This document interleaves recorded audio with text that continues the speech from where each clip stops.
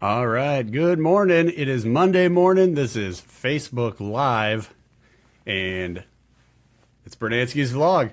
It's the first Monday in 2018, so let's go ahead and get into this here. We'll give it 1 second for all the folks to hop in, and then we'll be rocking and rolling. Good morning. Good morning. Good morning. It is Saturday morning. This is Brunansky's vlog. Good morning. It's Monday morning. Hey, what's up, everybody? It's Jeremy Brunansky with Brunansky's vlog. I've got my iced tea. I've got my iced tea. I've got my iced tea here. I've got the box office report from this weekend. Let's go ahead and take a look at one news story then that dropped this morning. We are live right now. We are going to cover Friday's box office. So for this weekend's box office, on these Facebook Live sessions, we do like to cover the weekend box office. So what does that mean? That means that this is pretty impressive, as you'll hear in a minute. And I'm not going to give any spoilers, so don't worry. In theory, that film should have done gangbusters. This movie is so much fun. I think the rewatchability factor is super high. Wow, this was actually a fun time. I'm on board. Sign me up. Game over. If you're watching this on replay, thank you. All right, let's just get into it. Number 5, number 4, number 3, number 2, and number 1. All right, we are back, and it is Monday morning, and we are ready to go. So let us, if this is your first time watching, thank you so much for joining. This is Brunansky's Vlog, Facebook Live edition. Now, the Monday morning episode just concluded. It is on YouTube, so you can go back and watch that as often as you'd like.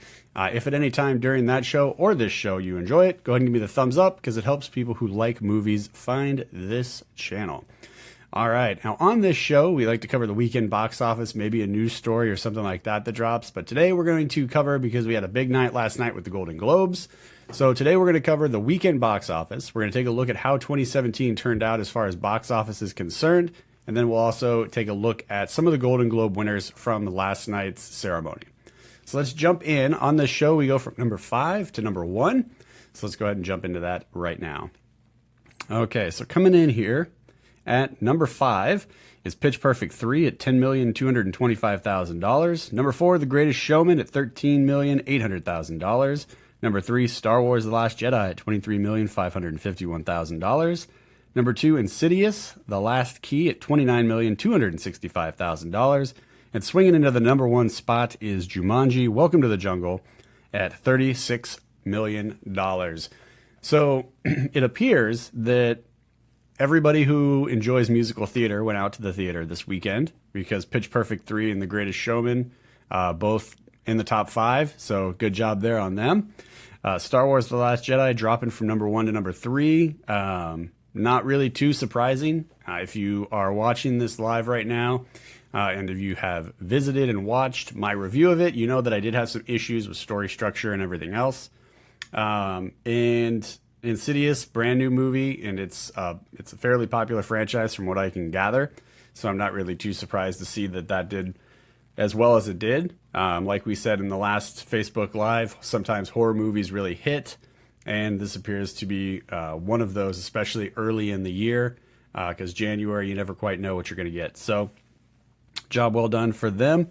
Also, just wanted to make mention here that Molly's Game is still in the top 10. Molly's Game coming at number 7.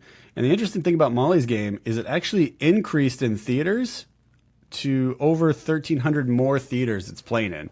So it's really starting to get some traction, which makes perfect sense because I enjoyed it. If you're watching this on the replay, I will go ahead and throw my review up right here in a card. And if you're watching this on YouTube replay, you can just click that card and it'll take you right to that movie review and you can check that out. Darkest Hour coming in the number 10 or in the top 10, Coco, All the Money in the World.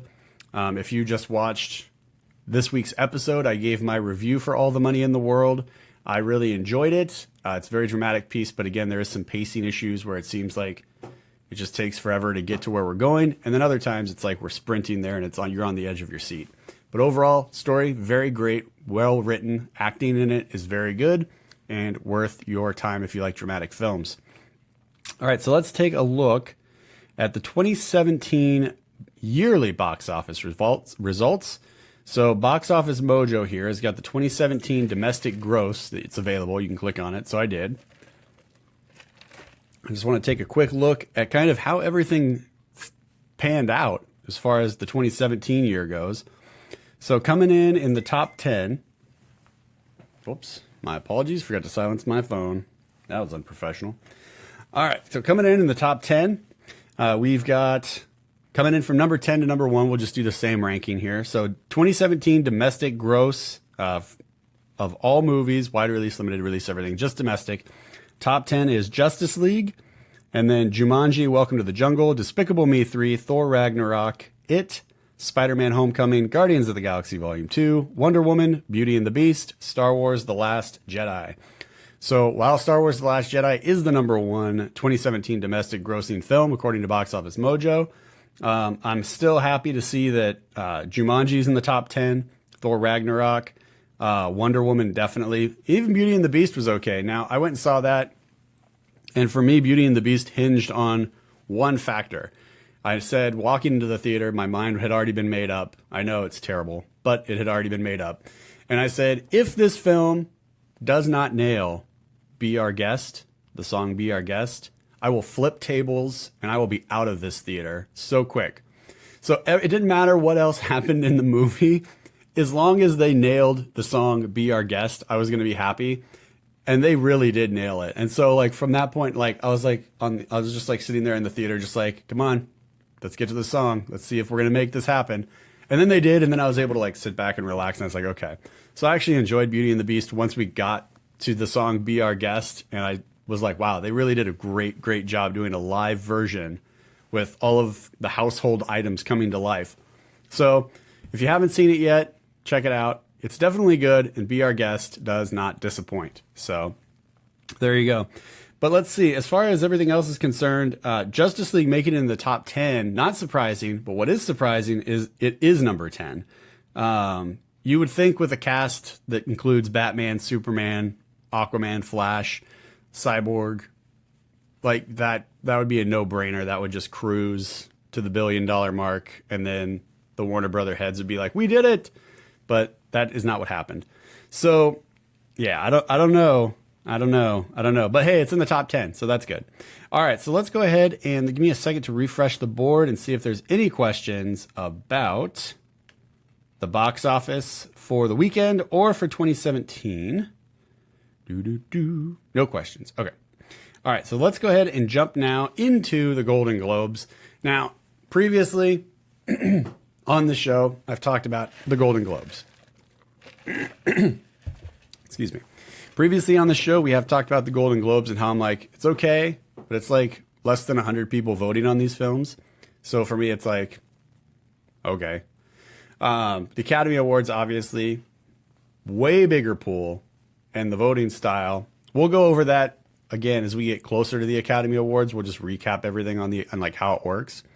But way bigger voting pool, and the voting structure makes way more sense than just the Hollywood Foreign Press, which is, again, less than like 100 people.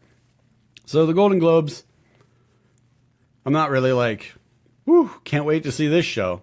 I was here last night working on stuff for today's show, and then for all the stuff that's got to drop on the channel for the rest of the week. And then after that, I went home and I enjoyed a fire pit, and then I woke up and I was like, all right, let's see how everybody did at the Golden Globes. I didn't even watch the show. That's how little I cared. But let's take a look and see who won and use this as a possible barometer for what we can expect for the Academy Awards considerations. So here are the winners for Best Motion Picture. We'll start there. And this is Best Motion Picture Drama, not musical or comedy, but drama. The winner was 3 Billboards Outside Ebbing, Missouri. It went up against Call Me By Your Name, Dunkirk, The Post, and The Shape of Water. 3 Billboards Outside Ebbing, Missouri is a fantastic film. It's really good. It's super dark. It's super depressing. It's one of those movies where you're like, I saw it once and that was enough. So, I mean, hey, they won. So that's cool. I was hoping for Shape of Water because that was my favorite film of last year. I've seen it twice so far. I really like this movie. If you haven't seen it, I recommend you check it out. Best Motion Picture, Musical or Comedy. Lady Bird won. And that was against I, Tonya, the Disaster Artist, Get Out. Really? And The Greatest Showman. Oh, yeah, that's right. We talked about that. I don't know why that's listed as a musical or comedy. But Lady Bird got a lot of really high praise from people. I still want to see it. So no surprise that it won there. Best performance by an actress in a motion picture drama was Frances McDormand for her role in Three Billboards Outside Ebbing, Missouri. And I completely agree with this because she was absolutely brilliant in this film. I believed that that is what a mother unhinged on the edge would do and act like in a small town in Missouri. So great job for Frances McDormand on that one. Best performance by an actor was Gary Oldman. I haven't seen The Darkest Hour yet. I still want to, now that I'm getting to a point to where I can go to the movies and not sneeze and cough. I might actually be able to get out to see this movie and enjoy it without having to ruin the experience for everybody in my vicinity. So Gary Oldman, great job there for The Darkest Hour. Best performance by an actress in a musical or comedy was Saoirse Ronan for Lady Bird. Again, haven't seen it, still want to, but congratulations to her. She beat out Judi Dench for Victoria and Abdul, which is a wonderful film.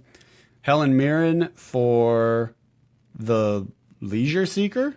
Didn't see that one. Margot Robbie for I, Tonya, and Emma Stone for Battle of the Sexes. Best performance by an actor in a musical or comedy was James Franco for The Disaster Artist. So job well done there. And let's see, we got supporting actress was Allison Janney for I, Tonya. And then best supporting actor was Sam Rockwell for Three Billboards. I saw this and I honestly don't know if I would be happy that if you haven't seen Three Billboards, Sam Rockwell's character is the town racist. He beats up minorities. He tortures them. He's also a cop in the town. So he's a cop that's a racist that beats up and tortures minorities and also almost kills a billboard advertising salesman by throwing him out of a second story, beating him up, throwing him out of a second story window, and then continuing to beat him up in the street in the town. He's literally the worst person on the planet. Like, just the worst. Like, there's no way around it. This guy's character is literally like bottom barrel, terrible human being. So when I pulled this up this morning and I saw that he won, I was like, I don't know if I was Sam Rockwell, like how happy I would be to know that my portrayal of the bottom of the barrel, the worst of humanity, was so good that I got nominated for being a believable, terrible person. Like, I was like, I don't know how I would feel if I won that award. Like, thank you for telling me that I did such a great job portraying the bottom of the barrel, terrible people. Like, I mean, it's an honor to receive the reward, right? But just like the fact that he won the award for that character, I was like, I don't know how I would feel about that. That's just a little weird for me. But hey, he did it. Best director, Guillermo del Toro for Shape of Water. I think that's well deserved. Again, favorite movie of last year. Absolutely brilliant. And the one that really surprised me, but didn't surprise me, is best original score for a motion picture was Alexander Desplat for The Shape of Water. Now, again, everything in The Shape of Water is just absolutely charming and wonderful and involved, and you can tell there was so much thought and heart put into this film. The score is no exception. The music in this film takes on its own life form. It's its own separate thing in the film, and the music goes almost from beginning to end. There's very few times where you don't hear a song playing in the background, and it's just so, like, I can't wait to actually own the score for this film because it is that good. So I'm very happy that Guillermo won Best Director, and then they also got Best Score for that film. So, yeah, great job there. A lot of great stuff as far as films and acting go at the Golden Globes. A lot of great nominees. Hopefully, again, like I said, we can use this as a barometer for trying to see where we might be headed for the Academy Awards, because we've already talked about the Screen Actors Guild noms, the Producers Guild noms, and then we also talked about, what was the other one? We just did it on today's show. Screen Actors, Producers, and, the Writers Guild. And then we did the Writers Guild as well today on today's episode. So that's 3, plus we have the Golden Globes. So we're really starting to see like things are starting to kind of narrow down to the point to where it's starting to make sense and might be a little bit more predictable. Shape of Water is picking up some speed, which I'm very happy about. Let me go ahead and refresh the board before we get out of here and see if anybody has any questions or comments about the Golden Globes from last night. All right, 1 second here. Nope, nothing yet. All right, no big deal. All right, So we're going to go ahead and get out of here. It's Monday morning. Thank you guys so much for watching Brunansky's vlog on YouTube. The season 2 opener, season 2, episode 1 or episode 23 if you're keeping track. And then also joining me here live on Facebook right afterwards, just to go over the weekend box office, 2017 overall, and the Golden Globes. All right, everybody. Hope you guys have a great week. Thank you so much. Again, if you enjoyed any portion of this, go ahead and give me a thumbs up. Leave your comments below with what you thought about the Golden Globe winners and who you're excited to see possibly get nominated for the Academy Awards. And then also, if you're watching this on YouTube replay, go ahead and give me that thumbs up, leave your comments, and don't forget to click that subscribe button. All right, everybody, we're going to get out of here. Have a great rest of your week, and we will see you next Saturday, or this coming Saturday, back here on Facebook Live to take a look at Friday's box office, and then also any news stories or any cool things that happen between Friday and Saturday's show. All right. I'm going to get out of here. You guys have a great week, and thank you so much for watching. Take care. Bye-bye.